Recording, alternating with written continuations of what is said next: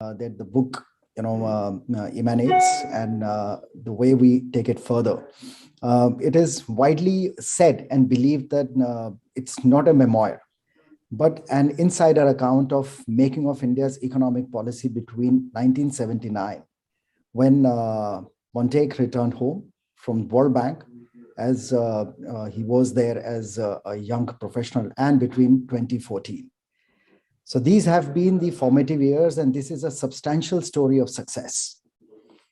The book Backstage notes three things: the approach during the initial years to change as a combination of gradualism called reforms by stealth. Next, growth as part of dismantling of the license Raj and liberalization.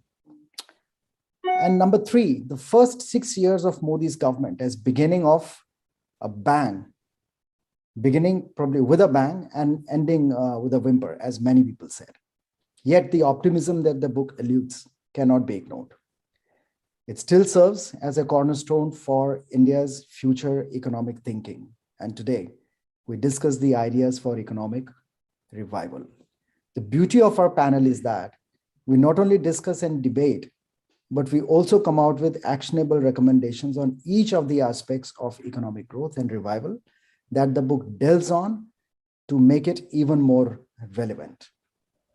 I'll pause here and introduce our panelists today. Former Deputy Chairman, Planning Commission and author, Mr. Montague Singh Ahluwalia, started his career, as I already mentioned, as a young professional at the World Bank during his mid-20s, came home in 79, and since contributed immensely to the economic thinking and policy making of the country during the formative years. Dr. Radhika Kapoor, Senior Visiting Fellow at ICRIER, has worked at the Planning Commission and ILO and holds a doctorate from the London School of Economics. Dr. Sajid Chinoy, Member Economic Advisory Council to the Prime Minister, is Managing Director and Chief India Economist at JP Morgan, where he has spent more than a decade.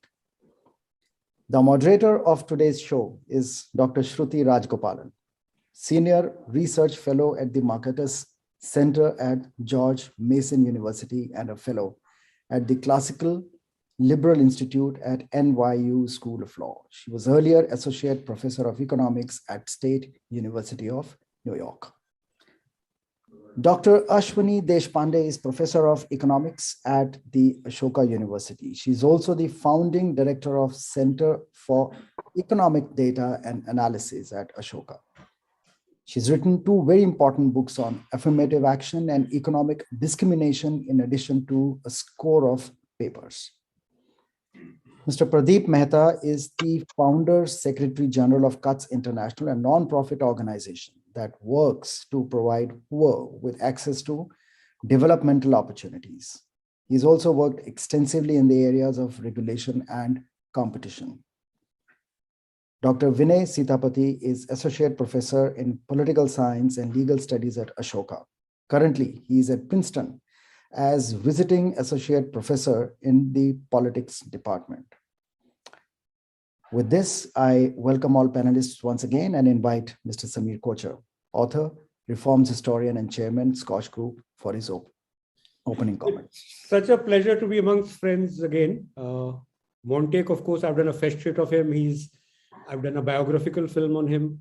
So it's such a pleasure, Montague, to have you back with us on the Scotch stage after a very long time.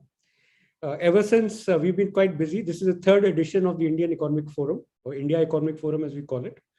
What we've attempted to do is to create a non-partisan space where plurality of view can be assimilated, get mapped on felt needs of the people, and an agenda moving forward can perhaps be defined.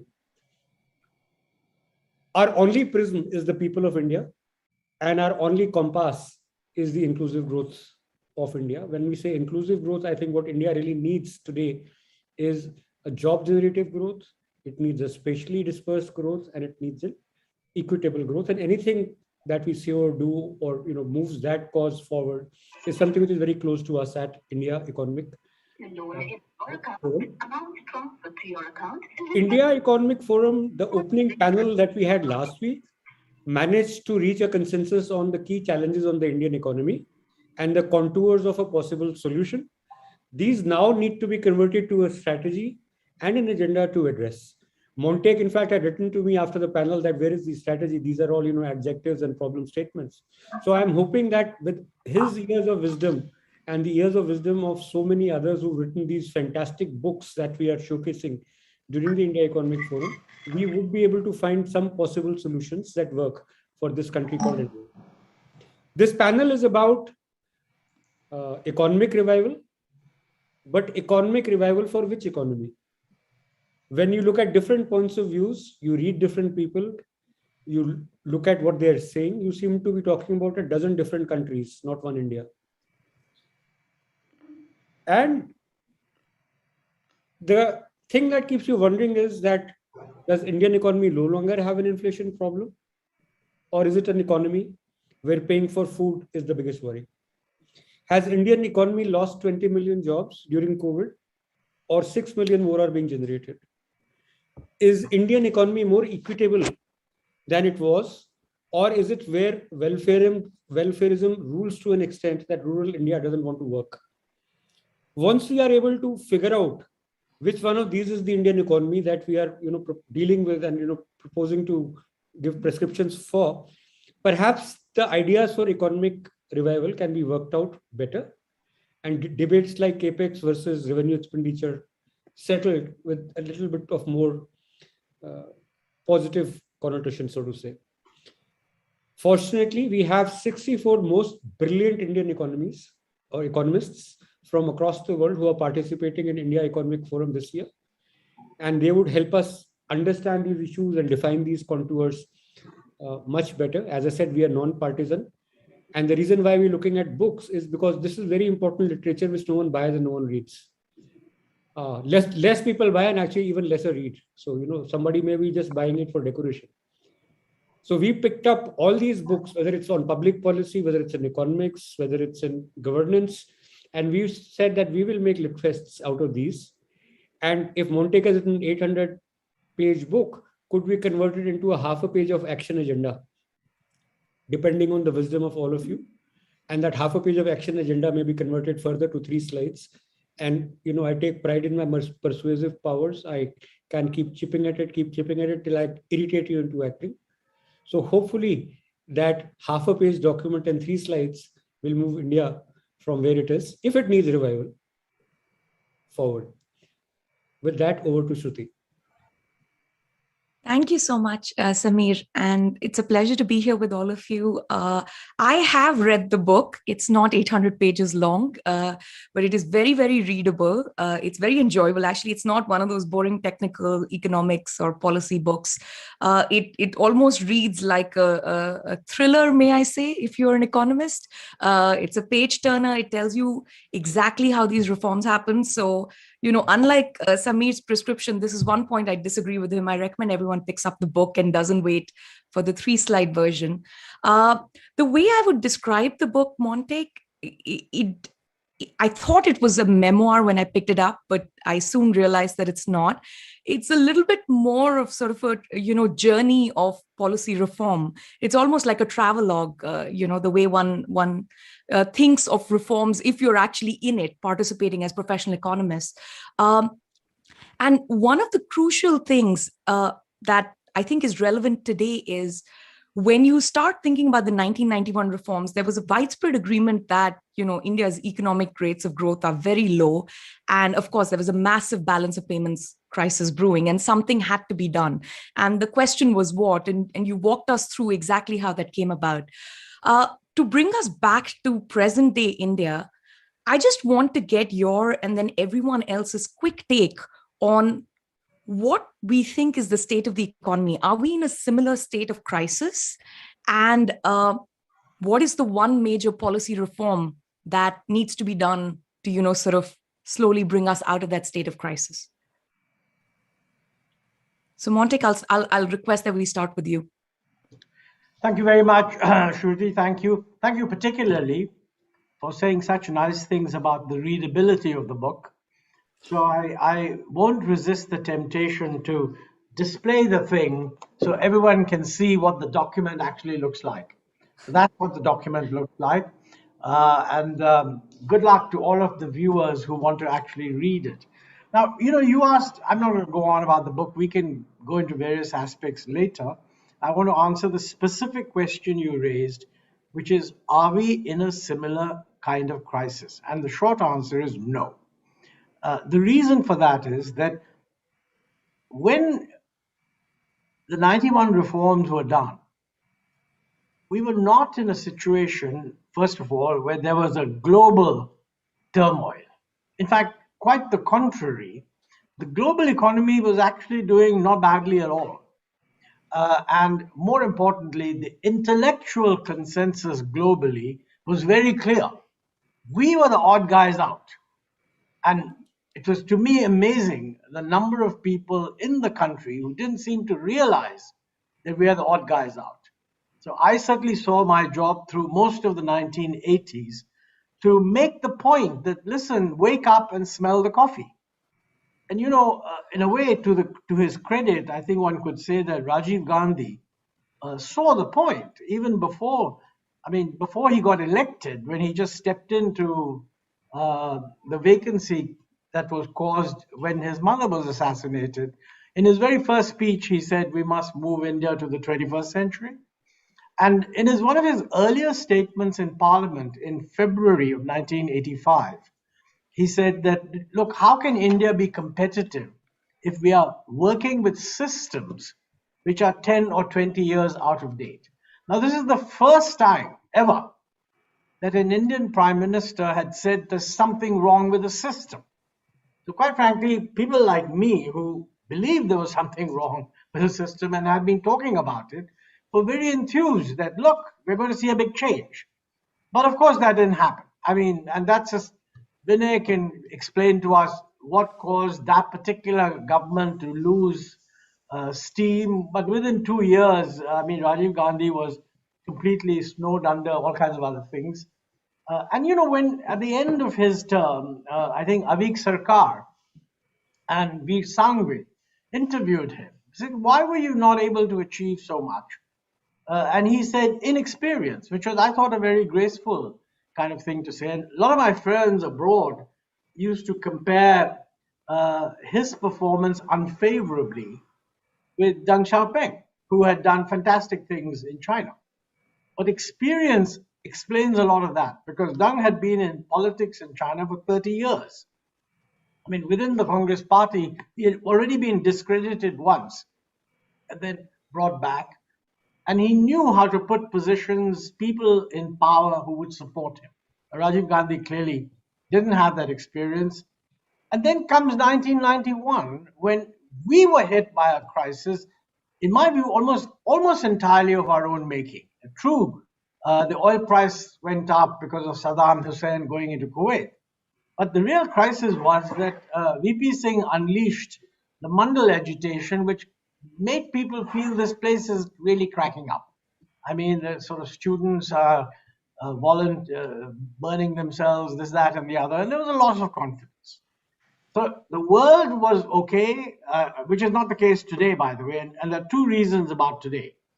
One is that the global consensus on what constitutes good policy has changed after the global financial crisis. I still happen to think that the biggest danger in India is that many people will say, look, everybody's turned against competition and private sector.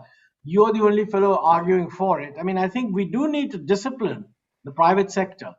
But the worst thing would be if we say, oh dear, maybe we were right in the 1970s and go back. There's some danger of that happening, and we'll come to that in the course of the discussion. But the other thing which makes today very, very different is that the world's going through a pandemic. Now, it's everybody's talking about we're the fastest growing country in the world at the moment, which is true, but that's because we were the biggest shock the year before. So I think the generalizing about the economic performance based on short-term behavior today is potentially very misleading. The factual position today is that after 2016, the economy was slowing down. And if you take the 2 years before the pandemic, the average growth rate was down to about 5%. Yes, we've risen a lot because we fell a lot. The question is, moving ahead, are we going to be just going back to 5%, which I'm sure we can do? That's not a problem. And I don't think that's going to solve any of the problems that we are facing in terms of employment and so on. One of the reasons for that is that these problems are also partly the consequence of longer run trends, which were evident even before the pandemic. And these trends are evident all around the world. Automation. I mean, on one side, digitization has a fantastic upside. But on the other hand, automation creates a very different kind of job environment. And every country is facing this problem. So I think we are in a crisis. The biggest mistake is to focus too much on our short-term revival. The second mistake is to think it's the same kind of crisis as last time. It isn't. It's a very different one. I'll stop at that point. That's great. Actually, there's a lot I want to unpack in that, but I want to get everyone else's quick take. So, I just want to see if when we take the temperature of the economy today, are we all sort of on the same page or not really? So, Sajid, I'll ask you. You've written a fair bit about this, even pre-pandemic trends on the economic slowdown. So, where do you think we are? Is it a crisis? If so, is it a similar crisis, and so on? Thanks, Shruti. Let me just start by endorsing what you said on Montek's book. Wonderfully readable. I read it twice, actually, once 2 years ago when it came out, and once in preparation for today, and enjoyed it as much the second time, and in fact, appreciated more the second time. I think every student of economics and person interested in policy should read this. It's not only about economic policy, but about the politics of economics. And I think what is particularly interesting is that the M document was so general equilibrium in its nature. I think that was a treat to read and understand. And you appreciated why the reforms were sequenced the way they were. Shruti, on your more contemporary question, I think it's a good time to take stock as we have kind of, hopefully the Omicron wave is fading. The good news is every wave has had a smaller economic cost over the last 2 years. And so the good news is we're back at kind of pre-pandemic levels. But I think we need to judge ourselves by where we are compared to a pre-pandemic path. So construct in our minds a counterfactual. If we hadn't had a pandemic and the economy was growing at 6% or thereabouts, where would the level of GDP have been? Where are we now compared to that level? And how do we best calibrate policy to get to that level? To be fair, only the United States is back on that pre-pandemic path, given the massive fiscal stimulus. Most emerging markets are below it to different degrees. India is about 6%, they're about 6 to 7% below. So I think the urgent task ahead of us is to make up that 6% in level terms and get back on that path, because it's only then will we have a chance for the employment to population ratio, which, as Montek alludes, has been declining before the pandemic for a decade now, and has fallen further in the pandemic, to go back to at least pre-pandemic levels. Now, the question is going to be, how do we get there? Samir was asking about economic strategy. I think it's good to kind of just decompose the elements of demand very briefly, right? Private consumption, private investment, government spending and exports, C plus I plus G plus X, and kind of appreciate that both C and I will take time to recover.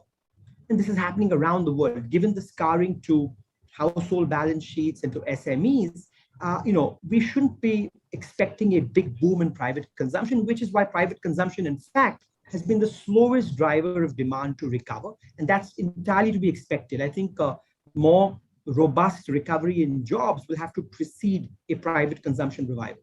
Private investment, the news is mixed. The good news is that a lot of deleveraging has happened in the last 5 years. This twin balance sheet problem that we've been referring to has in large part been mitigated. Corporate balance sheets are in much better position today. Corporate debt to GDP is the lowest level since 2003. So corporates are willing and ready to invest. The problem is demand. Utilization rates in manufacturing is around 65, 67%, and we need to push that up closer to 80 to get a sustained pickup in private investment. So the challenge today is different from the supply constraints that we always ordinarily refer to. This is a demand problem, not a supply problem, which then leaves us to G and X, right? That if C and I will take time, we'll have to push on the G and X lever. hopefully the global economy will rebound stronger this year. Our sense globally is this time is different. This is not 2010. Household and private sector balance sheets actually doing wonderfully well around the world.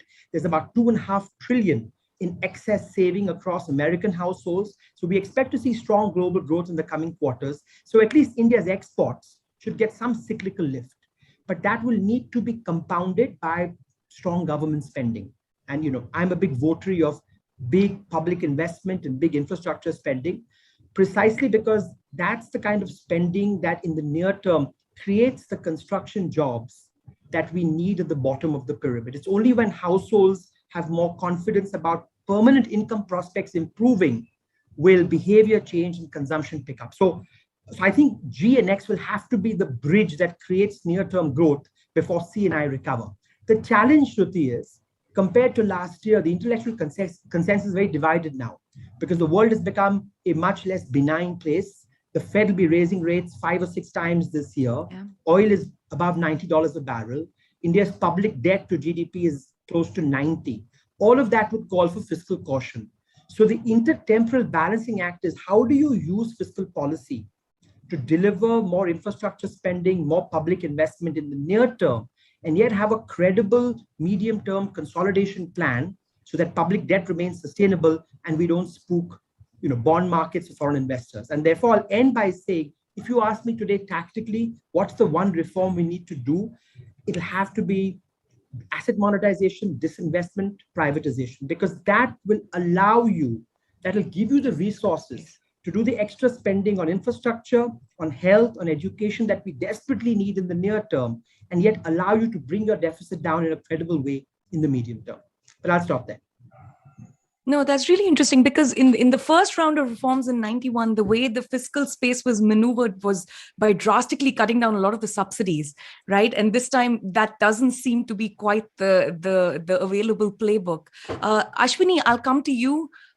Just walk us through what you think, where we are and, the one policy reform that you think is going to get us out of this. Thanks, Shruti. First, let me, echo what you and Sajid said about the book. Monte, congratulations on a really well-written book. It is a page turner, actually. I didn't read it initially because I thought it's going to be some detailed account of government procedure, etc., which didn't. But then the reviews started to come in, and then I finally read the book, and it is really a page turner. It's very, very simply, elegantly written. And I would urge all students of economics, but also just not even non-students of economics, just to understand how policies get made and what's the sort of, what are the processes, how individuals play a role in implementing or shaping a particular policy. So it's eminently readable, and I'm thank you for inviting me also to this panel. Now, for a solution to the multiple economic challenges we are facing, I honestly don't have an answer, but I can just flag a few concerns. Employment has been mentioned, and there is some truth to the fact that automation, the kind of technological change, etc., do pose enormous challenges in terms of,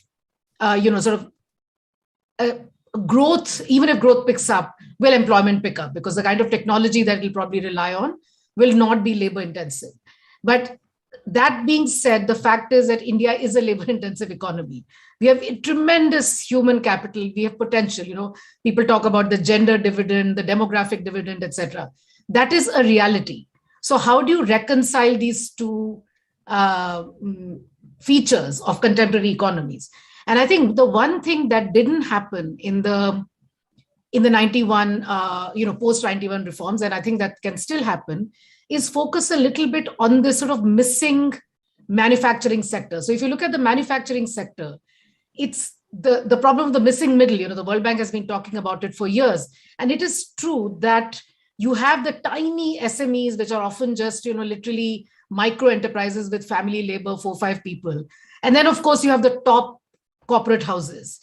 Neither of those two scenarios is going to be conducive to generating employment. I mean, look at what China did.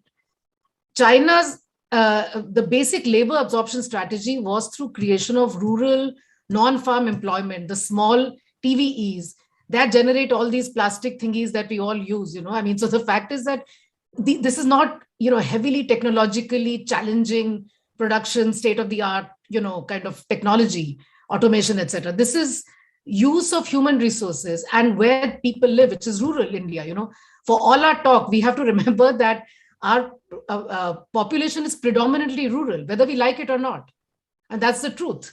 Urban spaces are, splitting at the seams. People migrate to urban areas, then don't find jobs. And of course, in COVID, we saw the most tragic reverse migration because suddenly the economy shut down and there was nothing for the migrants there. So on the one hand, while we have to think of urban employment and all of those things, the main thing is that we have to figure out what fundamental economic structure is going to be conducive to absorbing the massive human capital that India has. There's no point in not recognizing it. And somehow whenever we talk about employment, it's always about employment guarantee, NREGA, etc. These are safety nets.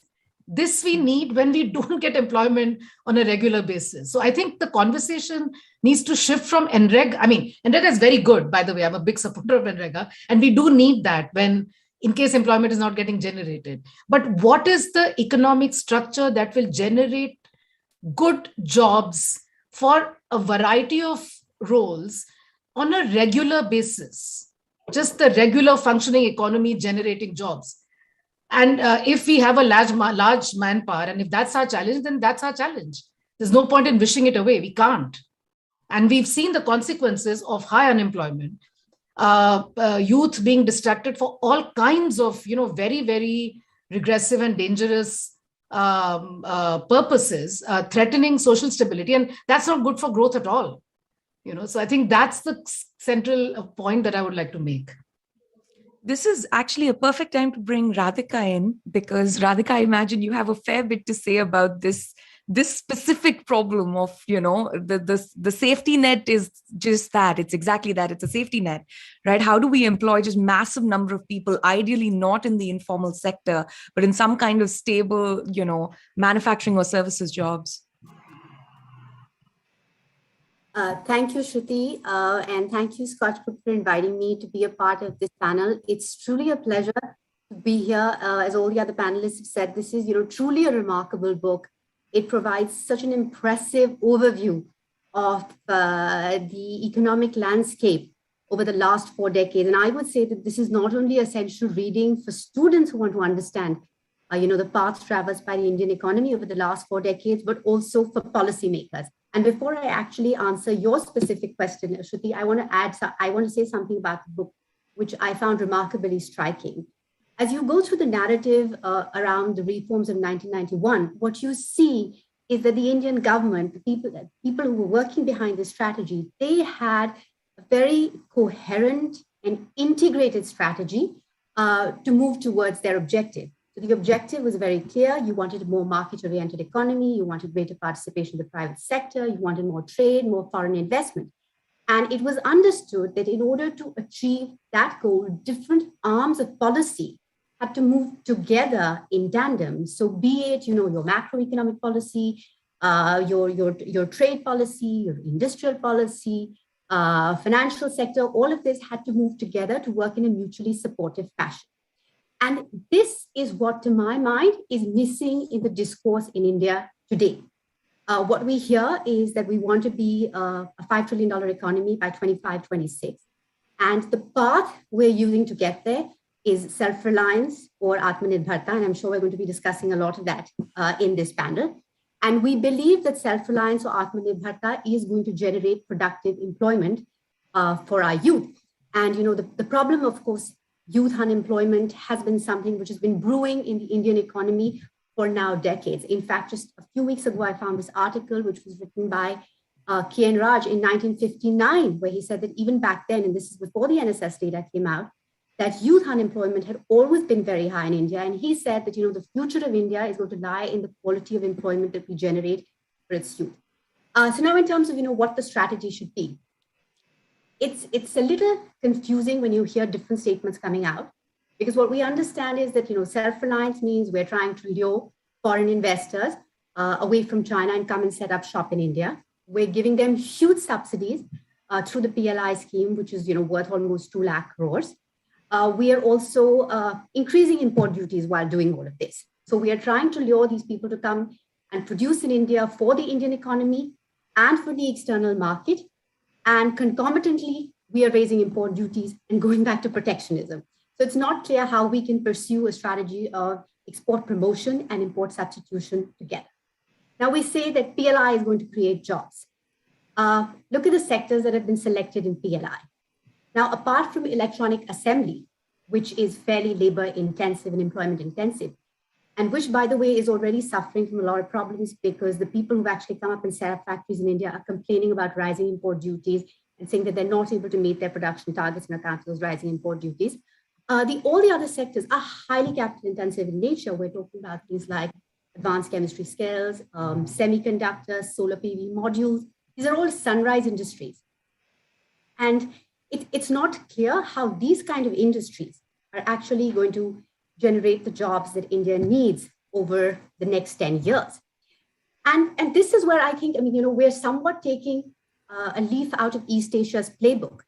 The reciprocal control mechanisms, which were adopted by a lot of East Asian economies, where you gave subsidies to the private sector in return for meeting certain targets, which of course were linked to meeting export targets. But PLI cannot be linked to export targets at this point because that wouldn't be WTO compliant. So the different arms of policy are really not working in tandem. All we know is that we want to achieve higher growth, but we have no clarity on how we're going to go about achieving it. But it's not enough just to achieve higher growth. We have to create more employment. So the sectoral composition of that growth is critical. And like Ashwini said, the focus now has to be on labor-intensive manufacturing because India has repeatedly missed the bus of labor-intensive manufacturing. Human capital, labor are our most abundant resource. Why do we not focus on a growth strategy that actually accelerates the growth of industries that employ our most abundant resource and concomitantly pursue a strategy of enhancing our human capital formation so that we can enhance the productivity of labor? And this is actually what East Asia did. So while, we all look at East Asia and it's apparent that all Indian policymakers have done that, what we forget is that they invested heavily in human capital. Even now, we are missing the boat to Vietnam, but look at how well Vietnam performs in human capital compared to India. Vietnam, in fact, performs better on PISA scores on maths and science than even France does. So, the idea that we haven't done well in labor-intensive manufacturing because of our labor laws and because the reforms of 1991 couldn't actually do much on the labor law front, because a lot of that was in the domain of the states, not the center, is a bit of a red herring to my mind. I think India, in terms of its growth strategy, we haven't realized the value of our most abundant asset and exploited it, and to take our growth now to the next level. And that's the question we need to ask now, because in 91, it was clear that with all these controls, the private sector was shackled. So you had to remove those controls to unshackle the growth of the private sector. What is it now that will take us to the next level of growth? Because remember, growth was petering out even before the pandemic hit us. And by 2019-20, growth had slowed down to 3.7%. So it was back to what was referred to as the Hindu rate of growth. So I think human capital will have to be key in this. And I'll just quickly add to this that I think the quality of employment, Sajid spoke about construction. I think construction no longer in India is that employment intensive. The big ports and the highways that we build don't create as many jobs as we think they do. Most of the construction employment actually happens in rural India. So, and also the quality of employment created in the construction sector is a bit of cause of concern because about 80 to 85% is casual in nature. It's very, very precarious. So we need a growth strategy that focuses on human capital and labor-intensive manufacturing. Yeah, thanks so much. I'll now move on to Pradeep. Pradeep, can you tell us if you concur on we are not in crisis, but we need a growth strategy, and what kind of strategy? Not at all. Let me begin with where Radhika left off. And we have argued for a PLI to become an EPLI, Employment and Productivity Linked Incentive Plans. That the plans have been construed in a manner without bearing in mind that employment is a very, very major problem that we are now facing. Having said that, I fully agree with Radhika. Let me go back to the book itself, what Montek spoke about. I happen to have been at the release of this book in Delhi, and it was a very, very, uh, very memorable event. That's the last time when I saw Ishar Aluwal, his wife, late wife, on a wheelchair, and that was the surprising part that I saw. I didn't remember that. But having said that, let me now, I of course read the book and I fully agree with whatever has been said before. Extremely readable book and very, very enlightening as well. For me, it has been a good teacher in a sense, the book itself, to understand. Having been a public policy practitioner for quite some time, I found the book very enlightening among several other similar books which have come up. And it's I'm so glad that Sameer, thank you very much for having organized this event, this session with Montek on a fascinating book that he's written. Having said that, I've got a few points that I would like to speak about, which haven't been mentioned so far. Unfortunately, is that we are having a growing inequality in the country, which is a very, very major problem. And we have what is happening now is, again, it's argumentative or debatable whether we are having a K-shaped recovery or a Y-shaped recovery or something which Sajid could tell us, coming from the Economic Advisory Council to the Prime Minister, as to what is the kind of recovery which is happening. What we see from the grassroots is that it is quite bad. Now, increasing crony capitalism, which is again not a very desirable thing for a growing economy. I'd not like to mention names. Secondly, I mean, this government is, what Radhika spoke about is something which we've been also talking about is, how do you raise your human capital?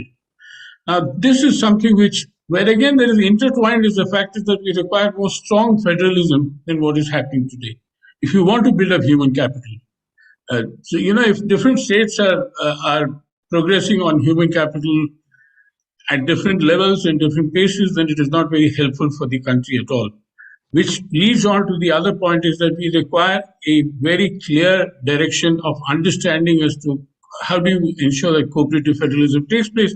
Because, India is a flotilla of ships, as my friend Arun Mehra speaks about all the time. And unless all the ships sail in one direction, we will not be able to achieve what we would like to do. Let me speak about the fact is that one thing on which I and Montek have discussed quite often and agreed upon is how do we promote competitiveness in India. This is something which has been mentioned by Montek as well as others in this particular thing, of which human capital is in fact the first priority that I look at. And among other things is that, how do you, participating in trade agreements. Somebody spoke about import bans. Suddenly you find drones have been banned from import. I mean, how silly. Why don't you just raise the duty on it and ensure that you are able to get manufacturing into India, which we have used? I mean, you can use trade policy to attract foreign investment and particularly to improve your, there are various examples that I can quote. Let me leave it at that. To say that these are the kind of short-term approaches which suddenly sort of come out like a knee-jerk reaction on something, and apparently due to some lobbies. For example, we missed this grand opportunity of joining the Regional Comprehensive Economic Partnership Agreement. In spite of whatever is the so-called apparent drawbacks, there's not been a proper education of the Indian public on this, that we had long-term sort of built-in agenda and there was really nothing to be afraid about, but we missed the bus. And that was surprising because the one agreement where the Prime Minister goes for a summit and then tells at the summit that I'm not going to sign, which is very ridiculous. If you did not want to sign, there was no need for our Prime Minister to go. And having said, these are kind of things which all have their own geopolitical sort of repercussions. Now, if you look at the issue about competition reforms, particularly, as I said, one is trade openness is very important and a very clear, this government is adopting many competition reforms. But again, as somebody also pointed out, there's a lot of ad hocism. DBT, etc., is very good. And there are several other good things which are happening, particularly interoperability in various ways, like one ration card, one health card, and so on and so forth around the country. All these things are very good. But there has to be a concerted design about this. What was also mentioned by speakers before me was the issue about siloed approaches. Now, during Montek's time, the great advantage we had was Montek was a member of the cabinet. I mean, in the special invite, he was there in every cabinet meeting. The same thing doesn't happen today. With the result that the Planning Commission could work in conjunction with the government into how it is thinking and so on and so forth. I don't think the Prime Minister ever did, even made a speech without consulting Montek. And these are things which I have seen. So, that kind of thing, that kind of concerted approach in many of these issues really help. And that is the experience which we must learn from Montek, and particularly try to see to it that governments in future also do that. Now, the problem today is, now when we look in terms of, Shruti, in terms of reforms, we need administrative reforms. We need judicial reforms. Both these are great bottlenecks, great hurdles to achieving all this thing. And let me conclude by pointing out there are three problems with many of these policies: implementation, and implementation. Thank you. Thank you so much. Vinay, you've been very patient. It's good to see you. Can you kick us off on, do you agree with what's happening, and where do you see the reforms journey getting kick-started in the current state of the economy? I think you're on mute, Vinay. Can you hear me now, Shruti? Yes, absolutely. No, thank you very much. And look, it's an honor to be here among, it's a political scientist among economists. So, as they say in Hindi, Mullah ki daud masjid tak. So, let me focus a little bit about policy, because I think Montek's book, Backstage, which must be read, it's not just a policy document, but it's a story of how do you navigate politics, right?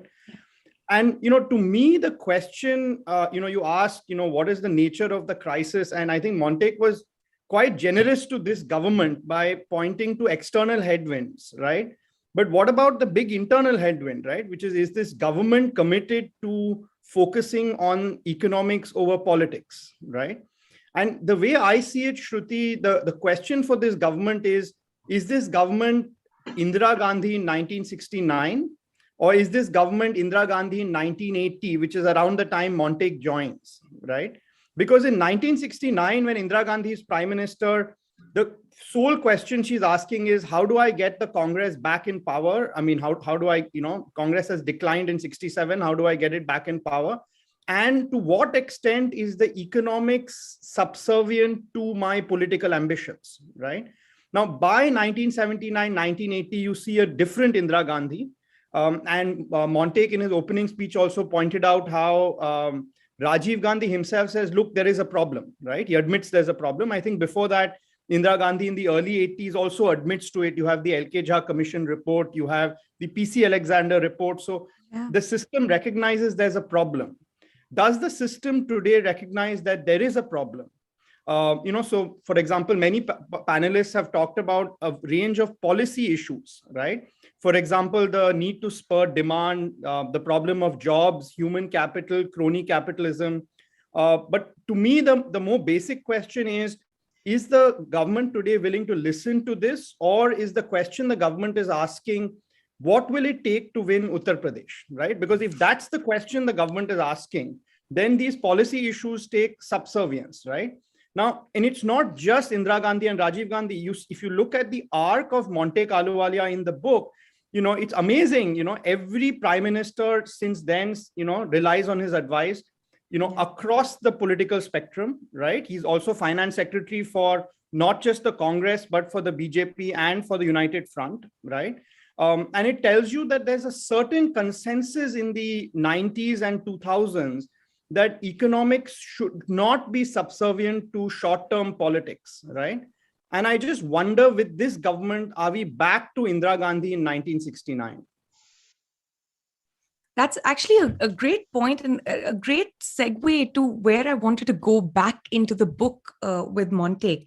So one of the things that jumps out, when I was reading the book is, at the time, it's not that politics is not important, but that there is a fair amount of delegation by those in political power, elected political officials, to technocrats, right? And there's a fair amount of continuity between technocrats. You yourself have served in so many different administrations, led by different parties. This is something that is completely missing in present day politics, right?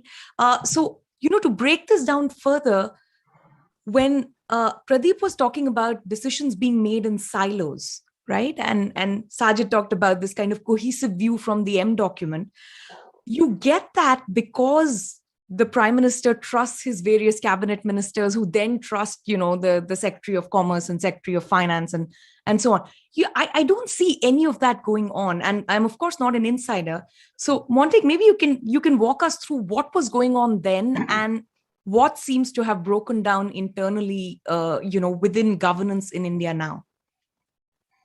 Well, I mean, I'm not an insider anymore either, but I can maybe look back on, I don't think that the issue was that the politicians delegated to the bureaucrats, and the bureaucrats by definition are technicians, and therefore they did a better job. I think in those days there was a much wider recognition that this is a very complex country and there are different views, and let these views express themselves. I mean, let me just look at the M document, for example. VP Singh was if you like, a partner with Rajiv Gandhi in the original liberalizations on tax policy. And he was, as I bring out in the book, he was quite a leading figure in getting it done. At that time, he was actually pushing the bureaucracy. I mean, we were supporting him from the PMO, but his own bureaucracy was not so willing to bring in the VAT aspects, etc. But he pushed it through. At the same time, when he became prime minister, he's the one who asked me, why is our stuff not working? So I said, look, we're not doing reform. So I did the M document. Now, he could see that, look, there's no way that he's going to get this stuff done through his government. I mean, he had Madhu Dandavate, all sorts of left-wing guys. But what does he do? He sends it to the cabinet secretary for discussion. He doesn't say this is great. He just said, discuss this thing.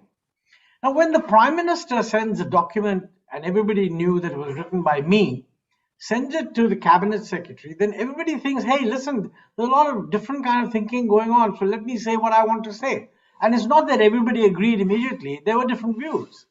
So I think that it's not that not that the politicians did what the bureaucrats said, but I do think at that time a multiplicity of views floated around, and out of that, hopefully some kind of a consensus could emerge. Now, they say that there's less of that internal discussion now.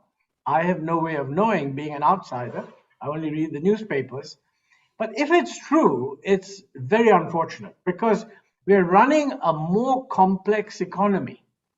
I mean, as all of you know, and certainly Sajid knows, it's his bread and butter, that macroeconomics today is a very complicated thing. It's not what it was in 1990, when, a few rules of thumb were elevated into some kind of... today, you've got even the best economists in the world kind of disagree. I mean, there's Larry Summers saying in America that, the Fed is not raising interest rates. And there's Joe Stiglitz saying it would be a great mistake to raise interest rates. So it's very complex. And there are two things here. It's not, if you were to honestly say today that, look, it's very complicated, and quite honestly, there are all these economists saying different things, and I'm listening to them. I'm doing the best I can. And if things go wrong, I'll change my mind, but this is what I'm doing. That would be great. What is not credible is, don't bother me with all this. We worked it all out. This is the right thing. We're doing it. And everybody says, yes, that's the right thing to do. Now, that doesn't impress people outside anymore. And one isn't making policy for outsiders, but if you depend on capital influence, the quality of your decision making matters. I think everybody recognizes that in politics, you're going to bash each other up. I mean, that's good fun. Government bashes up opposition, opposition bashes up the government. That's okay. Nobody minds that. But there must be a feeling that, and maybe, I don't know whether the Prime Minister's Economic Advisory Council or the Niti Aayog or some of these institutions, whether they are performing this role of letting the Prime Minister know that, look, these are the kind of things that people are going to be watching us for. I mean, I just, not to push Sajid into commenting, but I wrote something in Mint just after the budget. And, I pointed out that, look, I'm just surprised that the finance minister did a retrospective amendment in this budget when the BJP, I think rightly, had criticized the UPA for the Vodafone amendment. I mean, Arun Jaitley had said that we will never do such a thing, but we've gone and done it. So I don't understand, if you're trying to attract foreign investment, what she's done is actually quite minor. I mean, not that many companies involved. But having asserted the principle that our government will not do retrospective amendments, I wonder if somebody said that by departing from that principle, are you losing some credibility? So that's one example. But there are many others that one can go through. I think probably I would say, by the way, that to say something, we should be a little positive. Now, everything is not negative. Compared to the ghastly policies that were there in 1990, there are some changes which have been made and have been preserved. I mean, they were not made by this government, but some of them have been continued. For example, nobody believes now that the commanding heights of the economy should be occupied by the public sector, no matter how inefficient it is. No one says that. Okay. No one says that the private sector shouldn't actually develop. And no one also says the private sector shouldn't be the engine of growth. Although, as Pradeep said, there's a lot of worry about difference between a competitive private sector and a private sector that gets caught by cronyism. That's a separate issue. Nobody says that FDI is bad. In fact, the Prime Minister, at the Prime Minister's level, has been unambiguously welcoming FDI. Of course, he's raised protection. So a lot of people would say, look, that's not the best way of bringing FDI. But nobody says FDI is not good. So that's a big change from earlier. The interesting thing is about small-scale sector, I think Radhika touched upon it. It's absolutely true that employment is going to be generated by the small-scale sector. But, employment is not going to be generated by the marginal small-scale sector. And virtually 80% of all firms in this country have only one employee, one worker, the owner himself. Now, if we're going to modernize, it's the upper end of the medium and small scale that's going to expand. And a lot of that expansion, until we start growing at 10%, is going to be squeezing out the marginal fellows at the bottom. I'm not sure that we understand that adequately and focus on it. Because, it's absolutely right that we need to give more credit to the small scale sector. If you could get the public sector to lend to the small scale, which you should, and there are institutional constraints, they're going to lend to the more efficient of the small scale. They're not going to lend to the very bottom. So this focus on mudra loans is, I think, completely the wrong thing. Because mudra loans is just little loans given to little people who are using them in order to survive. That's not what's going to create employment. Now, how does this thing get focused upon? That's one big issue. The other big issue is what is happening in the election campaigns. Now, somebody should do an analysis of the manifestos of all the parties. They're all a disaster. Everybody wants to give free power. Everybody wants to write off debt. This is, we appear to be building a politics on a coinage that we don't have. And that will sooner or later push us into fiscal problems. And that's the big macro thing which everyone talks about. I share the view of Sajid and others that she did the right thing by not trying to squeeze the budget deficit. We need that extra year because demand is very low. But there's another viewpoint which says that, in order to now create safety nets, help the poor, etc., let's sort of spend more money on all kinds of schemes. That would basically throw the fiscal trajectory completely off the chart. And the truth is, our credibility on fiscal trajectories is pretty low. I mean, we're very good on slogans. That's generally true. I mean, the slogan, every government has the slogan that we must have a medium-term transition, and sometimes we call it a glide path, sometimes we call it transition to some low fiscal deficit. Everybody agrees. But finance minister after finance minister actually ignored that in practice. So credibility is not that high. Maybe, I mean, one of the problems is that nobody's mentioned this, but we need to get some tax reform done. And the funny thing is, on tax reform, one of the tax reforms should be an acknowledgement that customs duties are not going to be a way of raising taxes. But that means that something else will be. And I think the GST is the right solution. But is there a political willingness to do GST? I mean, the reform of the GST. So I think there are a lot of issues, but every one of them is controversial. And I don't think in the debate enough, we're carried away by slogans. And the good thing is we also have targets. So the slogans are there, inclusive growth, sabka saath, sabka vikas, sabka everything else, and so on. And then we're going to be an $X trillion economy in the future. We have a doubling of farm income, all wonderful things.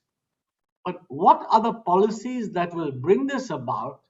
That's where there isn't agreement. And I think that's somehow, if we can bring that about through, but we'll only bring that about through debate. It would be a mistake to think that the way to bring it about is to get the perfect policy and then sell it. It's much better to let all these economists kind of bash each other up and then tell the people that, look, these fellows don't actually agree, it's quite complicated. So some of my former colleagues are great believers that we must consult everybody, as if by consulting everybody you'll get an agreement. You won't get an agreement, but at least you will have sunbai. And then you will honestly say that, look, lots of people say these things, but this is what we're going to do. And most importantly, let's hear your criticism, and we are quite willing to change. And I mean, for example, one good thing, finance minister deserves a lot of credit, let me say, because she's often criticized. She's the first finance minister in the last 10 years, by the way, who has linked up the nominal growth of GDP with the targeted inflation and the real growth. Now, the interesting thing is, she's got 11-point-something% nominal, and she says GDP deflator is going to be 3.5, and therefore real growth is going to be between 7.5 and 8. Now, I see that also as saying that if at the end of the year you don't get 7.5, you will say, oops, I failed. I'm not saying you resign, but I mean, you failed. Up to now, finance ministers have never given a real growth rate target. I mean, the economic survey has, but the budget speech has never done that. So I think we need to measure outputs, against actual expectations. And how to do that is a big political issue. You talked about a consultative process. So, there are two parts of that which I can see have broken down in recent times. One is, post 1985 and the anti-defection, right? So the consultative process within Parliament itself has become stunted. And there are, places like PRS India who've been tracking the discussion in Parliament. Now it's almost sort of staging, right? Your book is called Backstage, but the actual stage is Parliament, where everything is staged. And then, all the discussions happen somewhere in a back room somewhere. So that's one problem. The second is the number of expert committee reports, parliamentary reports. Those have declined in recent years.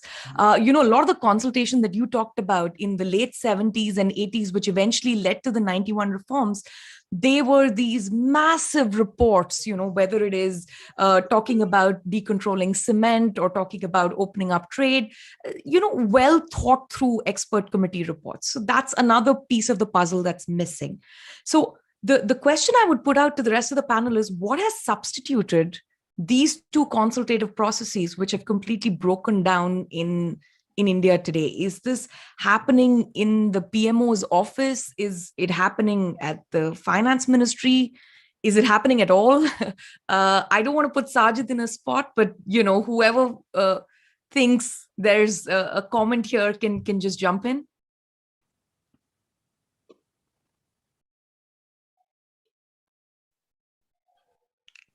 So, Shruti, I don't have an answer to your question, but I want to add to your question, which is that one more thing that appears to have broken down is that we no longer seem to be looking at the data, even the data which is put out by the government itself to inform policy. I did work in the Planning Commission for a while. I didn't have the fortune of working with Mr. Ahluwalia, but with another member. And I recall, sitting behind in those meetings and listening, and the level of discourse was, of a different order.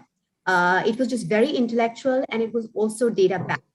And if you look to the discourse now, we are questioning NSS surveys, which have been happening for decades, which have been internationally lauded. These surveys are very difficult to do in an economy which is as complex, as diverse, and as large as India, and especially one where you have such a large informal sector. And we are questioning all the data which is coming out, be it the PLFS. I mean, there was a piece very recently where someone from the government was questioning again the comparability of PLFS surveys with NSS surveys. We have completely disbanded the Consumer Expenditure Survey of 2017-18. I mean, it's not that we've not had surveys in the past which have not given favorable results. I mean, even the 2019 Consumer Expenditure Survey, it was dropped and done again in 11-12. But nevertheless, the data was made available to academics and the public at large to analyze. So I think the role of data also in informing policy has diminished tremendously. And that's a huge cause of concern. Also in the context of the GDP data, because quite frankly, we are saying we are back to pre-pandemic levels. But given that our GDP data is not capturing the distress in the informal economy, we are still using statistics for the informal sector based on 15-16. I think there's a bit of misplaced complacency if we think we're even back to pre-pandemic levels. I'm going to ask you. Sorry, go ahead, Sajid. I'll just say, I'm only speaking on behalf of myself, not in part of the advisory council, just to be clear. B, I can say this much without going anything privileged, that we do get asked a lot of information, and we do, think about this, analyze it, write about it, and send it back to government. So that's what I can say. I'm going to just shift course for 30 seconds to bring up something that Radhika brought up earlier, which is on the labor market. And I couldn't agree more with Radhika that we do want more human capital. We do want higher quality jobs. We do want more white collar jobs. But I think if Montek's book is anything, the discussion in the 80s and the early 90s was about, if you can't get the first best, at least let's start with the second best. And then we'll hopefully get to the first best later. And I would simply say the gestation for this is going to be more than 2-3 years. Of course, we want better education and better health skills and more human capital. But that's a decadal project. And I just point to this, that Ashwini made the point that unfortunately what's happened in the pandemic and all over the world is things have moved from the informal sector to the formal sector. And as a consequence, capital labor ratios have gone up. And you see that's in India. That you can reach the same level of output in the formal sector with more capital and less labor. And the paradox in India is, even as you've got high demand for NREGA in the informal sector, the organized sector firms will complain about the opposite phenomena, that they can't find enough people of a particular skill, large corporate firms. So I think the process on the supply side of more health, more education, more skilling is a decade-long project. My simple point was, the near-term imperative, I think, is one, to mitigate the scarring. The scarring's happened in the informal sector, and so construction jobs, for all of their other shortcomings, at least can help mitigate that scarring at the bottom of the pyramid.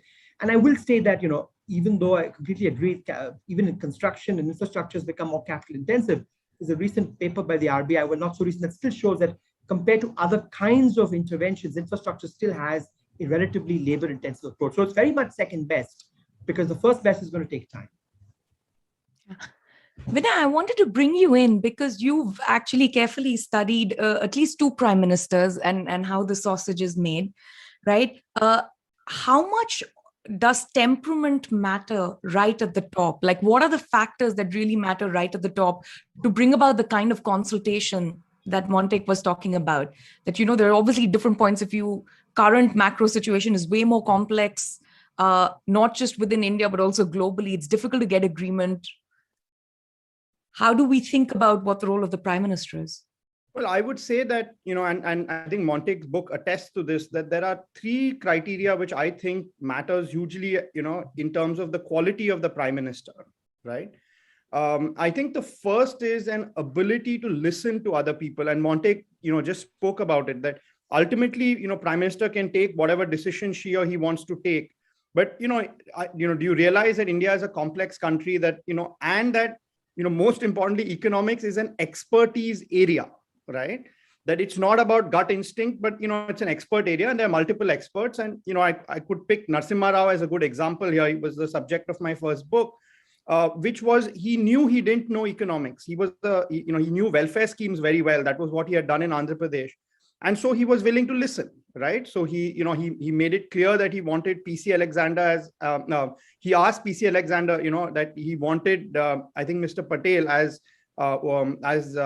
finance minister. When that didn't work, he requested Manmohan Singh. He regularly consulted with Montague Ahluwalia. When he was shown the M document, he knew what he didn't know, right? So I think that's one, and I think that's an important quality.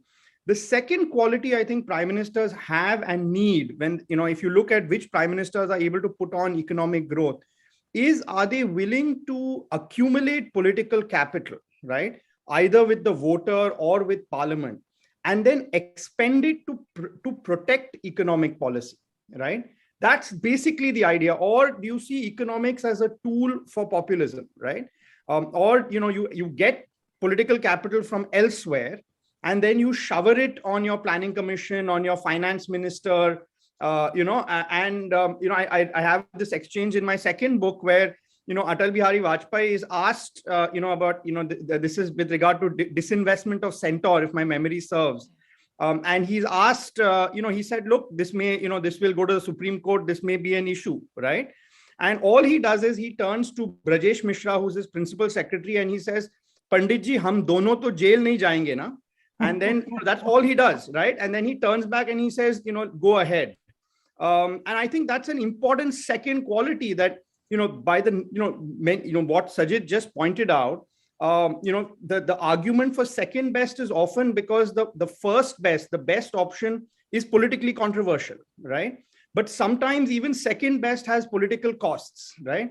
Are you willing to bear those costs, right? And are you able to take political capital and brownie points that you've earned elsewhere, right? Like, for example, Atal Bihari Vajpayee earned it with the nuclear blast. Again, you may disagree or agree, but it gave him brownie points, right? Which he then expended on his finance ministers, Jaswant Singh and Yashwant Sinha. So I would say, I would point to these two qualities, the ability to listen to experts and the ability to use political brownie points earned elsewhere. And Montague talks about this in some detail, right? Especially in the period that he is finance secretary, 91 to 98. Yeah. Speaking of, sorry, Ashwini, please jump in. Yeah, sorry, I just wanted to jump in a little bit because this discussion about experts and data, etc. One of the trends that we should be worried about is it's not just whether you trust experts or don't trust them, or whether you trust the data or not. Basically, just not release any data. That's a sort of the gut instinct, which is consumer expenditure survey, ho gaya, don't release it. PLFS, delay it as much. There are already murmurings about, we don't need a census in 2021. Why don't we just wait till 31? Things like that. So this reluctance to just even release data for the fear of what it might show, A. And secondly, to see universities or consumers and producers of knowledge as having some kind of an agenda, because this has been, a bureaucrat actually said this to me. I just written a paper on stunting, which is just NFHS data, and I didn't think it was because, there's stunting all over the world and including in India. And I just looked at trends, etc., etc. And he basically looked at the paper and he said, you have an agenda. I said, what is the agenda? It's just, in my mind, I was just analyzing NFHS data and producing a paper. And I said, wait a second. I mean, why would I even do it? I actually care about the problem and I want stunting to go down. So if at all I have an agenda, it is to improve the nutritional status of Indian children. And surely that can't be a bad desire to have. And so I worry that this mistrust, and you see that on Twitter every single day, it's like you're in a war zone almost. And one never thinks of writing papers or reading books or giving comments, etc. It's never in my mind all these years. I grew up on the JNU campus. My father was professor there. And even with that childhood, I never thought of the act of research as an act of war. Whereas suddenly now it seems to have turned into an act of war. And that I think is so forget about listening to experts or committees or whatever. I feel like, scientific knowledge and rigorous investigation into issues is something that should be lauded. And India has always had a very proud tradition of that, And I think that that's what we have to somehow restore, that tradition. So, the mistrust of elites, I think this is clearly like, sorry, Pradeep, you have your,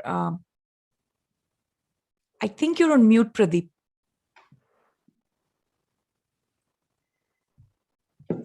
Please complete your remark. No, please go ahead. Please go ahead. No, there's one interesting dimension of Montec, and this is going to be critical rather than being adulatory as well. He's a very dear friend. Having said that, when we talk about Narasimha Rao, he came with the experience of being a chief minister of a state. Now, some people said that as chief ministers, they had a better understanding about the ground realities. And the same would apply to Narendra Modi as well. Now, what Narendra Modi felt about the Planning Commission was that he has to come there with a begging bowl. And that is what led to the demise of the Planning Commission, which I think was a very sad chapter in our history. And we fought for it again and again that, look, this process should be on. Now, there is a substitute body which has been set up, Niti Aayog, but that doesn't have the teeth to be able to do anything about that. Secondly, another drawback of Montec was he was not able to assert. But having set up the independent evaluation office, which we were lacking, the result that there is no process of evaluation which is going on to understand what is right or what is wrong, etc., etc. He was stumped by the bureaucratic member secretary who was there. I mean, she would refuse to do, follow out, implement the discussions. It was so bad. And I've had bad experience with her as well. We worked on the National Manufacturing Plan with Arun Mehra and the Planning Commission, which is an excellent, well thought out, well discussed plan to complement the National Manufacturing Policy, which is being drafted by the DIP.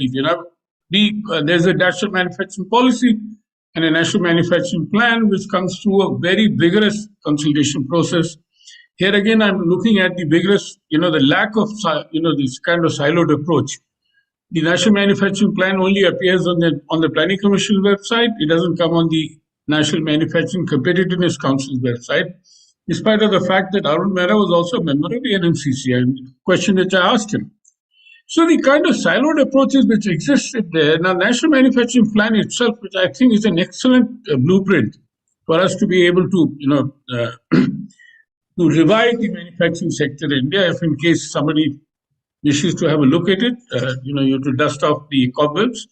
But it is still there, fortunately, on the website and available there. Why I gave you that example particularly is because what was mentioned in this discussion was if you want to create more jobs, more quality jobs, you require better manufacturing and exports and so on and so forth. And that is something which we need to understand better. But as I said, as Montec very rightly said, it's a complex country, and what people also feel is, but we have to understand the political economic processes which lead to these kind of situations which we are now in. Thank you. Can I say a few words? Please. Yeah, thanks a lot. Thank you, Pradeep. Really good to have criticism. It sharpens one's own understanding. But I just want to clarify one point, and that is that I don't know what conflicts you had with the member secretary, Sudha Pillai at the time. And I can't, I mean, nobody No, brought no, that no. to my It is notice, but Khullar, Sindhushi the Khullar. proposition, the notion that she prevented the independent office being set up is not correct. Because I did take a note to the cabinet, and my key concern, what the bureaucracy didn't like, was that there was a unit that was doing evaluation, but it was headed at the joint secretary level and was given to some member as an additional charge. And I said, that's no good. We must have a person who will head the unit, who will have the rank of member of the planning commission, in other words, minister of state. Bring in a person who's a bit of an expert. And we got the cabinet to approve that. We had a very long process of finding a right person. And actually, I had chosen Abhijit the as the our first choice. He kind of said he would agree, but for some reason, I mean, actually, I mean, they were going to have a baby, so he said, "Look, I can't move to India." So we chose a second very good person, and that's Ajay Chibbar, who had done lots of evaluation work in the UN and the World Bank. He was appointed, he turned up, he even supervised guys to set up his office. And about 2 months before the end of the government, and this was not unlike member planning commission, which was coterminous with the government. This was not. This was supposed to be a 5-year appointment. So whether the government won or didn't win, Chibber was supposed to get on to work. Regretfully, the new government actually terminated, abolished the appointment, terminated Chibber with, I don't know, 3 months, whatever, compensatory payment or some such thing. So the office was set up, but unfortunately it was wound down. Now, why that was done, I have no idea, so I can't comment. But it is unfortunate because, if you look at what governments do, I mean, I've given a lecture on this and I want to write it up at some point. I mean, governments do 4 things, each of which is actually very important. One is to manufacture saleable slogans. Because slogan captures the imagination, and you can't sell people except on a slogan. So it's like Kennedy sort of going to the moon, Macmillan saying you never had it so good. We also had slogans. Only interesting thing is, by the way, we never subjected our slogans to analytical scrutiny. I mean, for example, Panditji is widely reported to have coined the slogan, "Everything can wait, but not agriculture." But the entire policy of the government of India until 1980 was anti-agriculture, until 1990, because it was kind of high duties. And agricultural economists used to say that, look, by having a high duty, you're avoiding a depreciated rupee, which means the burden of protection is being borne by the agricultural sector.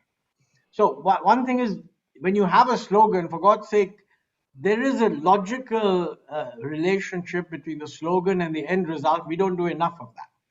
Second thing is that along with the slogan, you must have a target. We used to have targets. We don't have a plan anymore, but we have stated some target. I mean, whatever, $5 trillion economy by 2024. Maybe, obviously, it won't happen. But then the pandemic interfered. So maybe it'll happen 2 years later. Doubling of farm income by 2022. It hasn't happened, but maybe they're going to have another delay. There's nothing wrong with that. But having got the slogan and the target, you need 2 other things. And those 2 other things are either programs, which is ways of spending money, or policies. Policies are things like liberalization, devaluation, whatever. Now, in the Indian thinking, 90% of debate is on programs, never on policies. So somebody says, "Oh, you want to improve skills." They don't say we got to change the policy. We say we must spend another 6% of GDP, 2% of GDP on health, on education. Same thing on health. Now, you desperately need quality work that will tell you whether the program is achieving the end result. That's why I wanted an independent evaluation office. The crux of the independent evaluation office was that when the office said, we're going to do an evaluation, the ministry couldn't refuse to get the evaluation done. They had to have the evaluation done And they should risk losing the money if they don't agree to have an independent evaluation. Yeah. Otherwise, it's meaningless. It's just writing an essay. So I think on programs, we've even in the past been weak, and we are now also weak. And this is where evaluation makes a big difference.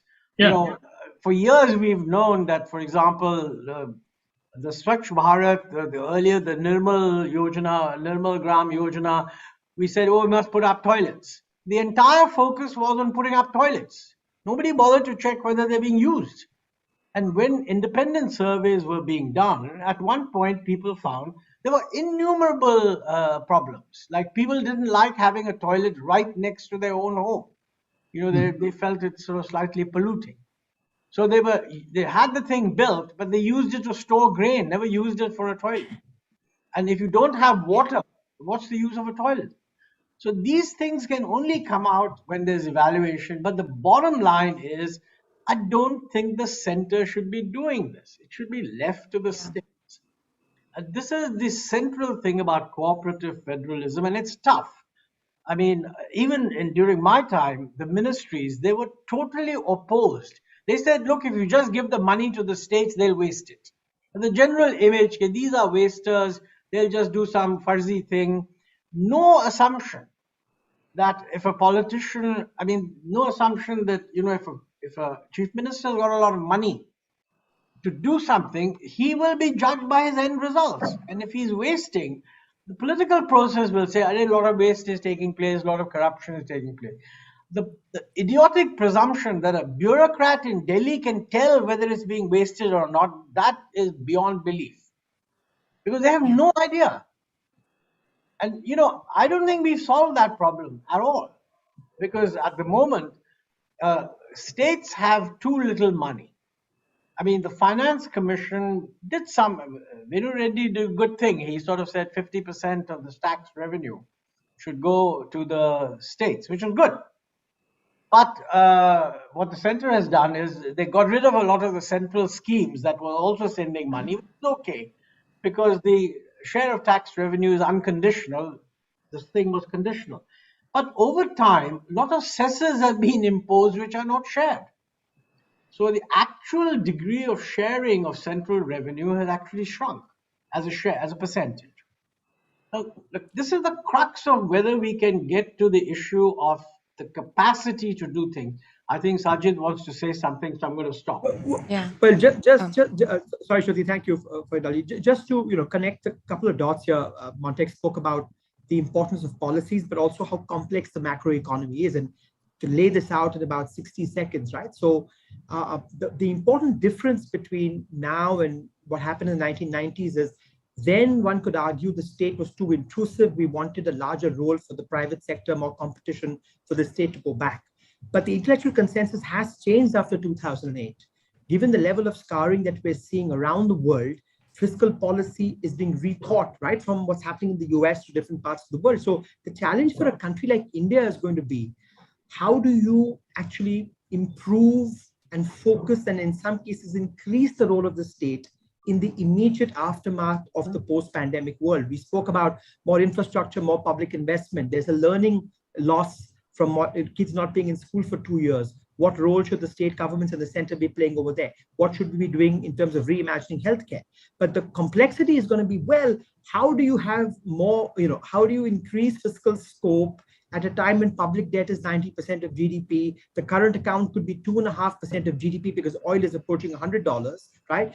And then, markets will say, well, to finance this larger fiscal deficit, you should be part of a bond index. Well, if you're part of a bond index, that means more capital inflows and a larger balance of payment surplus. That means there's pressure on the rupee to strengthen. Now, if the RBI is being told, let the rupee not strengthen, then you're intervening and creating more rupee liquidity. And then fiscal and monetary policy are working in tandem at a time where inflation's at 5% and the current account is there. So just to lay out in 60 seconds, the complexity of all of this in a post-pandemic world for emerging markets like India that don't have the exorbitant privilege like the US has, where you can run a 10% of GDP fiscal deficit and, your bond yields go down, not up. Yeah. No, I think that the lack of fiscal space to maneuver, and how that affects monetary policy, well taken, but also how does it affect how we go about the external sector, right? What we've seen through the pandemic is exports have increased, but mostly it's high skill exports, or it is, in the case of internet services, it's actually digital services that are being exported, right? This doesn't exactly lead us to solve the problem that Ashwini and Radhika have been flagging, which is you need some kind of robust employment program linked to the recovery post-pandemic.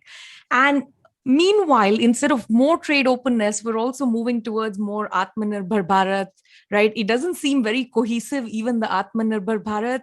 There's like just ad hoc increase and change in, tariffs. It doesn't seem like we know what we're doing. So what is a good way to think about the external sector, speaking of reforms, because that was really the starting point of what made India take off, this kind of recognition that we need trade openness?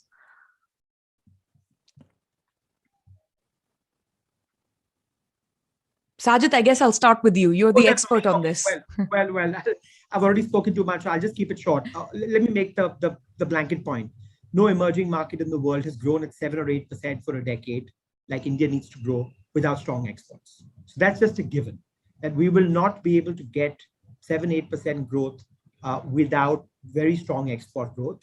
There was a lot of things we did right in the late 90s and early 2000s to help our export case, but let's not forget the global backdrop is very different.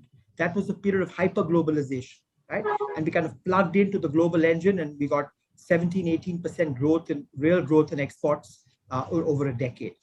This is going to be a harder slog because, as you pointed out, Shruti, I think if anything post-pandemic around the world, the consensus is perhaps going towards, in different parts of the world, more protectionism. The pie may not grow as much. So now we've got the harder slog of actually increasing our global trade share. Services, interestingly, has been, increasing of its own. The share of service exports is going up.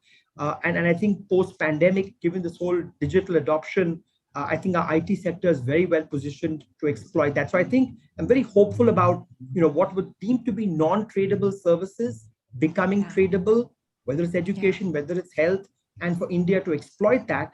Of course, the challenge is those are white collar jobs, right? And it doesn't create the kind of jobs that Radhika and others were talking about. So the challenge, of course, will be in how do we increase some manufacturing global trade share, which has been stuck between 1.7 and 2% for the longest time. So that's a whole debate for another discussion. But let's just stipulate, without that strong, close to double-digit export, no emerging market has grown at 7 or 8% for the kind of period that India will need to grow at over the next 2 decades.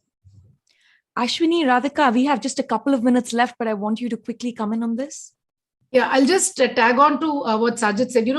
The labor force that's in manufacturing, it's not even 20%. So when you talk about competitive manufacturing exports, surely one of the sort of twin concern is expansion of the manufacturing sector. And as I was saying earlier in my first set, you can't rely on these family-owned tiny businesses. That's not what's going to create a robust manufacturing sector. Neither can the few top firms, whether crony or not, that again is not going to create the robust manufacturing sector. So we do need, we can't postpone the discussion about the set of policies that will create a robust and large manufacturing sector, which is competitive. It can't be a few business houses hiding behind protectionism and, because they're not going to be competitive globally. So I agree that exports have to grow, but I think we also have to think about the growth of domestic manufacturing, which will also solve, to a certain extent, the employment problem. Yeah. Radhika? Yes, so, I completely agree that vis-a-vis labor-intensive manufacturing, export promotion will have to be a key pillar given the flagging domestic demand. And post-pandemic, like Sajid said, the export basket has tilted towards high-end services. But even before that, vis-a-vis manufacturing, the export basket was more tilted towards capital-intensive goods as compared to labor-intensive goods. But we need to change that strategy desperately. We need labor-intensive manufacturing to be more competitive. Now, of course, a part of improving that competitiveness, like I said before, is enhancing the competitiveness of your labor. But what we can do in the immediate term, at least, is enter trade agreements that ensure duty-free access to external markets, and also rethink the strategy of import substitutions so that labor-intensive industries can get access to affordable inputs, which can make them more competitive. And this actually hurts the SMEs even more, because bulk of labor-intensive manufacturing actually happens in the micro and the small enterprises. And when there are input duties which are levied on key inputs, it hurts them enormously. So both vis-a-vis, export entering these trade agreements and import duties, we need to rethink that if we want to pursue a strategy of export promotion. Pradeep, Vinay, do you have a quick thing to add before I let Montek have the last word on this? No, I think, again, taking off from where Radhika left, we need to improve our competitiveness. And I mind you, the transaction cost in India is about 17% more than ASEAN countries. These are matter of fact. Yeah. And this is the result by which our industry is very shy of country getting into free trade agreements, because they are uncompetitive. Our electricity rates, for example, are horrible. In the world over, the electricity rates for industrial use is more than the domestic rates, which is the other way around. I mean, we are, following a Robin Hood policy by robbing the rich and paying the poor. In fact, what you're doing is you're actually robbing the poor. And exactly in terms of what Montek has been saying all this while. Vinay? Thank you. Yeah, no, I just want to end by plugging the book once again, which is that especially people between 17 30 who are reading this, who are watching this, Montek Singh Ahluwalia, and the first half of the book really captures that. The policy debates that you talked about today, he was at the heart of it. He began in Washington DC. That was his career, and then he made a conscious choice to make in India, right? So he joined policy. He worked in policy. Now you may not be able to get a joint secretary level ad in the finance ministry to come back to India, but there are many other ways. And I think that that's an important lesson from a book like this, that if you make a conscious choice to be part of an Indian debate, you often have huge impact, even if you take a bit of a financial hit. Montek, I will let you have the last word. Shruti, I would come in for a minute. Thank you. Thanks a lot. Let me first of all thank Pradeep and Rohan for organizing this. I really enjoyed it. And let me then, I meant to say Samir Kocho, who actually organized it, for organizing it. And then let me also thank all the participants for actually saying such very good things about the book. I'm not going to try and have the last word on these issues, because I think the panelists have actually raised the issues very well. As is implicit, they're floating around. I just go back to a theme that was touched upon in the discussion. I just hope that in the next 2, 3, or 4 years, and that's why I want to write my next book on focusing on the future, that these things get discussed so that one has a better sense that this person holds this view and this person holds this view, so that whoever's running the show is kind of aware that actually they have plenty of choice, and they have to defend their choice in the light of the other point of view. And it's not the case. This is not a 2 + 2 = 4 kind of situation. And that's the nice thing about economics, because it pretends to be rigorous, but it only does that by grossly oversimplifying the essential model, which means that by oversimplifying in a slightly different way, you can get a very different result. So the apparent analytical conclusions just don't follow. I mean, look at what's going on now in the debate on competition. This is really Pradeep's area, where there's a huge report on why the global financial crisis broke. And the conclusion is quite clearly that the regulators were asleep at the wheel. But when they were asked Were you asleep at the wheel? And some of the most distinguished names that you can think of. I mean, Alan Greenspan, after all, was called the maestro. Probably still is thought of to be the maestro by some people.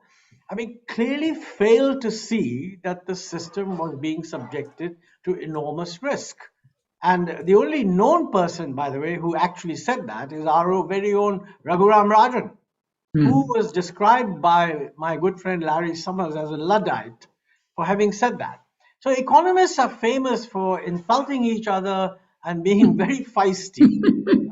But you should know, whatever economist you've got, I can give you another economist who will have a low opinion of him. I mean, it's not for nothing that Keynes said, men in power who think that they have all the authority, they're really writing the slaves of some, as he put it, defunct economists. Because Keynes's point was that somehow men in authority are always slaves to defunct economists, not good economists.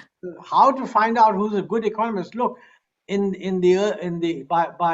late 80s, rather late 70s, when Keynes got thoroughly discredited because inflation went up, Keynes would have been called by the Chicago school as a defunct economist. So there are fashions that you have to watch the fashion, but you've got to be a bit nimble in not being overwhelmed by the fashion. So Samir, thank you very much. And all the rest of you, thank you also. Yeah, thought before you go, Montek, just a quick one. Thank you so much. Shruti, there are about 500 people who have actively engaged with this session across the channels. There are lots of comments. We put just 2-3 in the chat. If you could just post them to Montek, that would be very nice, because I think audience deserves some answers. Let me just pull up the chat comments. Give me 1 second. They were accusing Raghu Rajan of being a Luddite. I think I've revealed myself. I wasn't accusing him. I said Larry Summers called him a Luddite.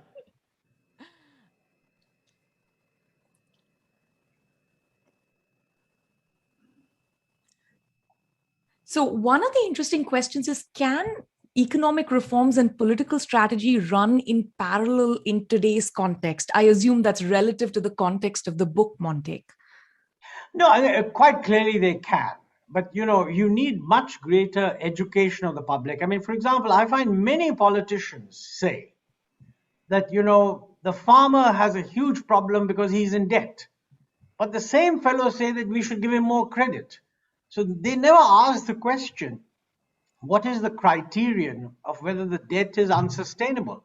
I mean, the fact that the farmer is in debt, if you really want to expand credit, it's like saying every businessman is in debt. That doesn't mean that you write off the debt. So we superciliously talk of financial literacy for ordinary people. You need a huge amount of financial literacy for politicians to realize that some of the slogans that they think are phenomenally compelling are just nonsensical.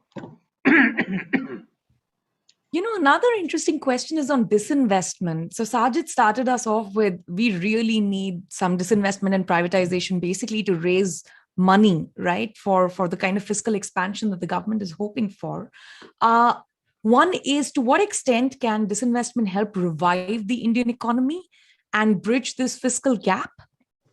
I'll add my own question. Is it even possible? I've been reading Arun Shoury's book, Governance. And Montek, if your book is a page turner, that is a horror. So it's the telling of an everyday nightmare on how the disinvestment, was actually executed and how it kept getting told in Arun's very, very interesting special way. So let me pose the disinvestment question, Montek, first to you, and then Sajid, and then anyone who wants to come in on this. Well, actually, I agree with what Sajid said, that we should do disinvestment, all the more so because we have a resource scarcity problem. One good thing that has happened is that we're not now just using words like disinvestment. At least the government is openly saying we want to do privatization, but somehow hasn't done it. I mean, Air India is a terrific achievement, although, it became easier because you had the Tatas who probably had a emotional connect with Air India, and the government sweetened the deal quite a bit by taking away almost all the assets and also some of the land. But the other disinvestments that they are planning, banks and so on, it's good if they do it, but it's going to be difficult to get it done in a transparent manner. Personally, in my view, the easiest thing to do disinvestment is hotels.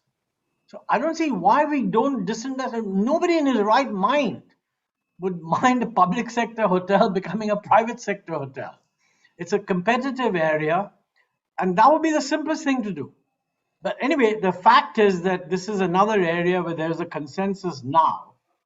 And the only thing is there's a consensus on privatization. Some people object, but not most. The danger is people will say, was it transparent? I think as long as it's transparent, there isn't a problem. Though I personally feel I don't know anyone in politics as honest as Arun Shuri. Possibly Manmohan Singh would be the name that would, not possibly, definitely, he would be in the same category. But Arun is clean as a whistle.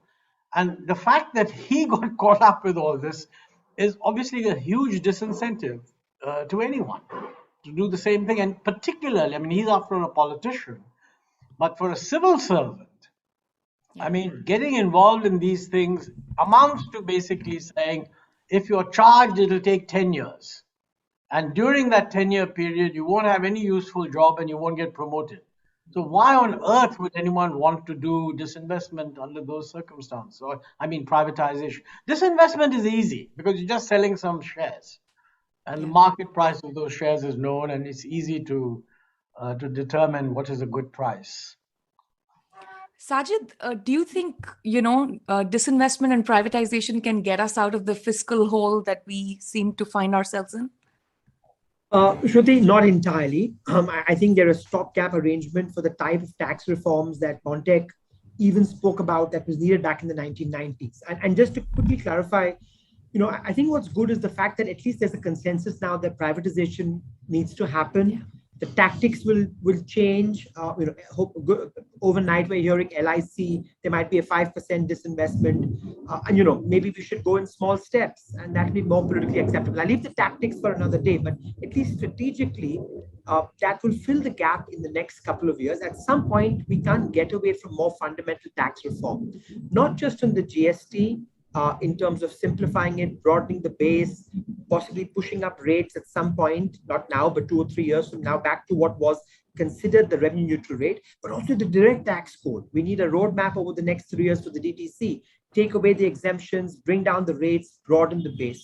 Ultimately, over the next 5 years, the only way to bring our public sector borrowing requirement from about 11% closer to 6%, and at the same time improve allocation and spending on health, education, infrastructure, is to boost the revenue side. And I would argue in the near term, it has to be disinvestment / privatization. In the medium term, it has to be serious tax reform. Yeah. Ashwini, Radhika, do you have anything to add to the disinvestment part of things? I mean, in terms of labor, I think in fact, the biggest resistors of privatization are the unions, right? And the government employees of the various public sector organizations. But would you like to comment on this? Well, I completely agree with, with Sajid is saying, but on the labor side, I mean, it's only natural that you would expect them to resist, because just look at the quality of employment that prevails in India today. I mean, just about 2% of the total workforce actually has jobs which provide them with social security benefits and security of tenure. And most of these guys are in public sector units. So it's obvious that they are going to resist. But in the larger scheme of things, I mean, having such a portion, having all these privileges while not having the fiscal resources to do all the other things that are needed, it's doesn't. It's a no-brainer. Yeah. Yeah. On one last question from the chat, and then I think I'll hand this back to Samir. This is especially for you and Ashwini. There's a question of how do we really go about building up the human capital, that is required to push India into the next stage of economic growth. Now, this is obviously a big question, but I'm going to ask you for the bullet points of, what needs to happen to very quickly start working on building up human capital, not just the decades-long project, but the immediate steps. Well, I think maybe Ashwini, who's an academic and therefore a teacher, would be the Well, best. I mean, as you know, it's a very large question and there are no quick answers. But, in terms of the quantity of, if you think of human capital in a very instrumental way about years of education, say quantity. Yeah. So over time, that's been rising, and it's been rising for all sections of society. So male-female gaps have drastically reduced, caste gaps have reduced, religious gaps remain a bit more substantial. But I think we have to take the conversation forward from just quantity to quality. Like the ASER report comes out every year. Yeah. And it's really shocking if you look at the grade age correspondence between, learning outcomes. And we see that also in universities, when we teach, students have come for masters or bachelors, and it's shocking how in many dimensions their education has been deficient. And it's not necessarily, it's obviously not their fault. That's the education that we got. But this has been a problem of long standing. And so I think that, and of course, if you include health in human capital, that is an even larger challenge, because expenditure on health has been stagnant for years. Including during the time that Montec was in government, as a proportion of GDP, India spends a pitifully low amount on health. Out-of-pocket expenditures by Indians are very high for a very questionable quality of healthcare, and COVID sort of exposed all those. So if you think of an educated and healthy population, then I think India, the twin challenge of achieving that, and by educated, I mean educated as substantively, not just in terms of years of education. Because years of education, I think that deficit has been rapidly declining. But, the various elements the first element has to be not denying the problem. We have to admit that we have a problem that needs to be taken care of. If you only talk about being Vishwaguru, et cetera, then the conversation is over even before it starts. So let's admit that here is a problem. Then let's think of what can be done, including genuinely invoking the federal structure. Because I think, as Montec said earlier, states have a big role to play in making this happen.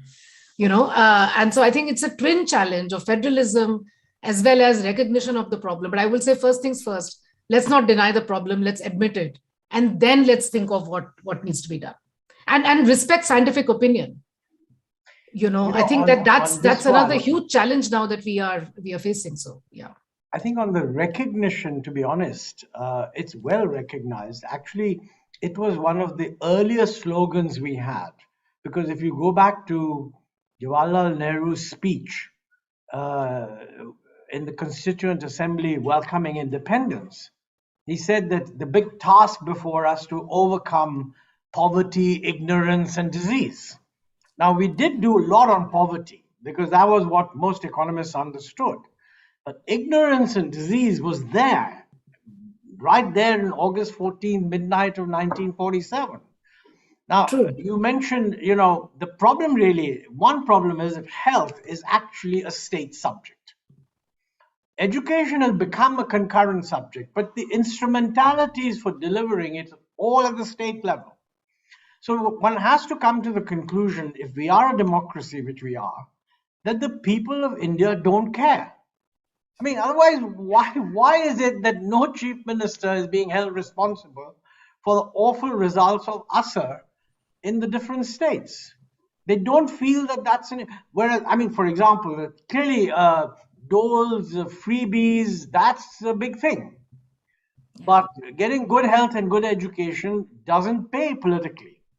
So personally, I think to think that some central government is going to solve this problem is just not a valid conclusion. No, that's not, obviously that's exactly what I said. It's not, but I think that's where politics comes in, which is you can change the narrative, to make these issues less important than they actually are. And I think that's what I meant by denial. Fair point. Yeah. If I can add to the quality dimension, yes. I think, one thing, because the question was in the context of manufacturing, is that how do you enhance the employability of your labor force? Because India has this unique situation where we have a very high youth unemployment rate, and yet when you talk to the private sector, they say there is no skilled labor available. And this is a country where 30% of youth has been in this NEET category since 2000. So, a skill, be it education or skills policy, that has to work towards enhancing the employability of the workforce, providing them an adequate level of industrial literacy so that they can do this manufacturing activity. And again, just going back to the point that I made right in the beginning, these human capital development strategies should be integrated into be it your industrial policy or your economic growth strategies and have that cohesion like we saw in the M document. Yeah. No, and I think this is a great point to wrap up here. But Montek, I don't mean to embarrass you, but I think I'm going to embarrass you a little bit. First, because I think what I've seen in the book, and I've had the opportunity to have multiple conversations with you about your book, is how engaged and involved you have been on what is going to lead India and Indians into greater levels of prosperity for a good 5 decades at this point, which I think is just remarkable and an exceptional public service. So for that, I will thank you. And as everyone has mentioned so far, the book is fantastic. It's very well written. It is not one of those boring technical documents, nor is it a self-serving memoir. It's really a story of how India and Indian political economy navigates difficult questions, forms consensus, and tries to move forward as a collective. And I think it's very useful for everyone to read this book, whether you're a historian, whether you're studying to be a political scientist, or whether you're studying to be an economist, or even if you just want a great read on contemporary India. So I recommend everyone who's tuned into this to certainly read the book. And thank you, everyone. Vinay had to leave. He had to teach a class. Pradeep had to leave. But thank you, Ashwini, Radhika, Sajid. It's, so wonderful to see all of you and have this chance to speak with you today. And thanks to Scotch and Samir and Rohan. I'll just hand this over to you now, Samir. Just a brief thank you all. I think it's a very engrossing and interesting discussion. When we tell people that you can have 90-minute panels, they don't believe us, but this has been more than 90 minutes. We're 20 minutes over. So thank you very much. And as I said, this will be available on our website. We've had 500 very engaged viewers already. By the end of the month, this number will become 50,000 after we boost the post and more people see that. And Shruti, if you could help pen down, what you think is the outcome of this, that would really help. Otherwise, somebody from our side will do that. And no, I mean, I can quickly summarize in a few sentences. Hopefully someone else will do the penning down. But I think it's become quite clear that through the discussion, first, that India needs a growth strategy, right? Economic growth is central to everything that every single person has talked about. The second is the importance of, raising the fiscal space to have some kind of spending that is required over the next few years to help India recover. Now, whether that is done through, disinvestment, whether that is done through capex, that those details can be debated, but I think that's a really important part. I think the entangled story of labor, inequality, and human capital has been very, very clear through the discussion today. Over and over again, it's been pointed out, what a difficult time the informal sector has in recovering from the pandemic, and what needs to be done with the informal sector, especially peri-urban, rural areas, to bring this about. And finally, the external sector is just so crucial to the story. I think there is absolutely no disagreement that for greater competitiveness, as Pradeep said, you need to have trade openness, right? I think even Sajid summarized it as no developing or emerging country has grown at 7-8% consistently year on year without trade openness, without boosting its exports. So I think, if I had to summarize and contemporize everything that Montek's book has taught us today and what came out in the discussion, that's where I would leave the listeners at. But hopefully someone else can, pen this down more eloquently than me. Thank you very much. Thank you. Thank you to Thank you all. Thanks very much. Thank you. Bye-bye. And Bye-bye. Samir, can you get someone to print out those questions and send them to me by email? Yes, That'd we be will do that. We will do that. quite useful for me just to see all the questions that I failed to answer or didn't have time to answer. Right. Thank we you all. will. Thanks, everybody. Bye-bye. Thank you. Thank you. Bye. Radhika, I'm going to call you in a minute. Okay. Okay. Bye-bye. And Bye-bye. thanks a lot, Samir. Bye. Bye. Thank you very much. Bye-bye. Bye, Rohan.